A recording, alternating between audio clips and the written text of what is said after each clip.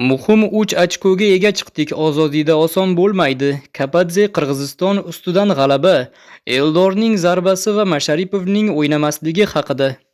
Jahon chempionati 2026 hal qiluvchi saralash bosqichi 7-tur doirasida O'zbekiston-Qirg'iziston uchrashuvidan keyin Temur Kapadze matbuot anjumanida ishtirok etib, o'yin borasidagi fikrlari bilan o'rtoqlashdi. Xalqimizni bugungi g'alaba va Navro'z bayrami bilan tabriklayman. Bugun yaxshiroq, chiroyliroq yutishimiz mumkin edi, ammo muhimi g'alaba. Qirg'iziston ham yaxshi o'ynadi, himoyalandi. Ular aytarli vaziyat yaratgani yo'q. Jaloliddin Masharipov sariq kartochka olsa o'ynamasligini bilardi, ammo ko'pchilik qo'rqqanidek simulyatsiya uchun ogohlantirilib, Eronga qarshi o'ynamaydigan bo'ldi. Eron futbolini yaxshi biladigan Oston O'runovning holati ham yaxshi emas. Erondagi muhim uchrashuv oldidan bu vaziyatdan qanday chiqib ketmoqchisiz? Ha, bilardi, ammo futbolda hamma narsa bo'lishi mumkin. Futbol hissiyotlarga boy o'yin. Unga bu borada ehtiyot bo'lishi kerakligini uqtirgandik. Ammo tarkibda o'yinchilarimiz bor. Jaloliddinning o'rnini tarkibdagi boshqa o'yinchilardan biri bilan to'ldira olamiz.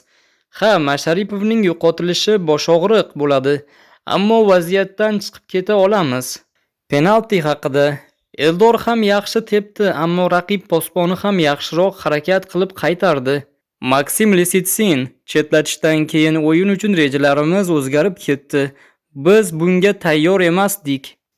Jahon chempionati 2026 saralash bosqichi doirasidagi O'zbekiston-Qirg'iziston uchrashuvidan keyin dastlab qo'shni mamlakat bosh murabbiyi Maksim Lisitsin matbuot anjumanida qatnashdi.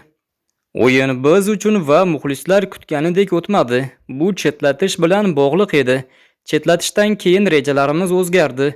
Ikkinchi bo'limda yigitlar o'z imkoniyatlaridan foydalanishga intilishdi, ammo aytarli vaziyat yarata olmadik. Yakunda 10 kishi bo'lib minimal hisobda mag'lub bo'ldik.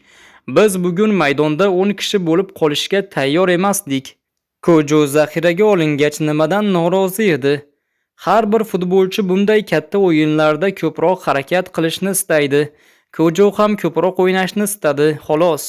Ammo bizni oldinda yana o'yinlar kutib turibdi.